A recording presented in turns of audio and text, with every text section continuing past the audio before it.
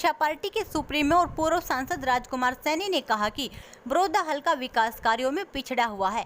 पूर्व में रही सरकारों ने बड़ौदा हल्के के विकास कार्यों की अनदेखी की है।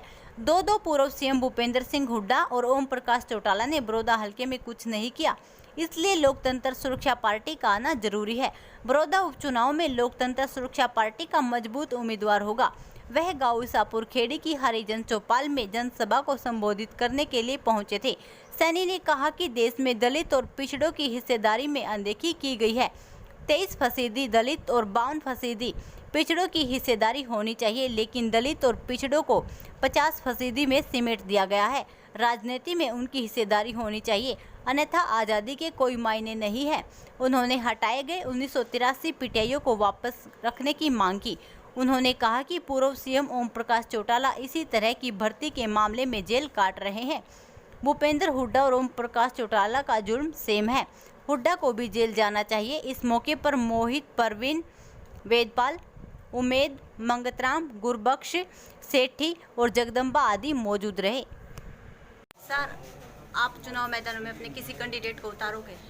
अभी मैं इसी तलाश में हूँ। मैंने फर्स्ट राउंड पूरा कर लिया आज बड़ौदा हल्के का।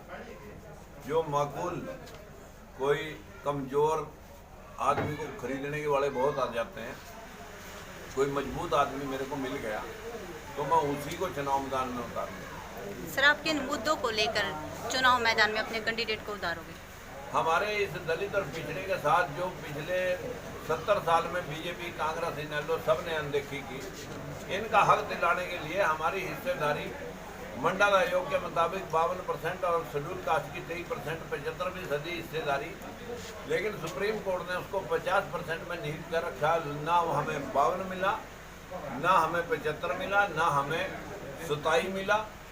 इस बात का खुलासा हमने यहाँ बाखूबी किया है कि राजनीति में सबका जब तक साथ नहीं होगा, सबका रिप्रेजेंटेशन नहीं होगा, तब तक जो है ना देश में आज़ादी के कोई मायने नहीं। जिस तरह से बड़ौदा हल्का विकास के कार्यों में काफी पिछड़ा हुआ है, विकास कार्यों को लेकर आप क्या करोगे? विकास कार्यों को लेकर के मैं एक बात पूछना चाहता हूं कि जितने अब से पहले एमएलए रहे वो सत्ताधारी रहे, यहाँ पर बड़े बड़े नेता देवीलाल और भूपेंद्र सिंह हुड्डा के प्रतिनिधि घर के आदमी रहे।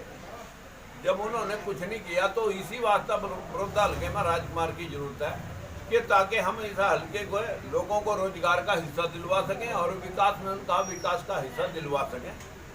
और अगर ये नहीं देंगे तो 2024 में हम अपनी सरकार बना करके इन लोगों को सबसे टॉप प्रायोरिटी पर बड़ौदा वाले लोगों को रोजगार के साथ जोड़ करके देना। सर, जिस तरह से भाजपा के नेता और विधायक चुनाव को लेकर गांव में बार बार जाकर लोगों को प्रलोभन दे रहे हैं, उस विषय में आप क्या हैं?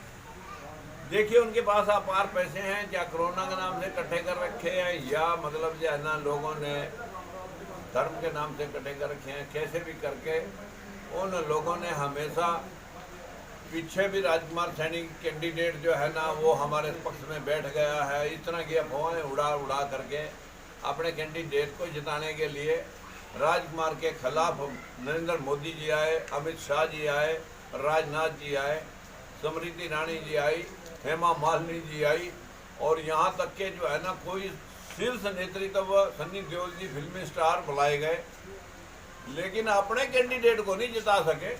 2000 वोटों से मेरे को जरूर हरवा दिया। सर, जिस तरह मेरा बड़ौदा में भी सेम समीकरण है, लेकिन मैं अपने भाइयों से विनती करने के लिए आज आया था कि बताइए, आपने अपनी नेतृत्व के तहत अपनी पार्टी खड़ी करके आप 2024 में युद्ध लड़ना चाहते हैं या अभी किसी की दो बोतल शराब की पीने के पक्ष में हो? बस इतना ही कह करके कि हम अपने बच्चों का शराब नहीं पी रहे, खून पी रहे हैं कि जो लोग हम इस तरह के प्रलोभनों में हमारी जमीर को मार करके जो है ना लोग राजनीति कर रहे हैं। हम बीजेपी को भी औकात दिखाएंगे।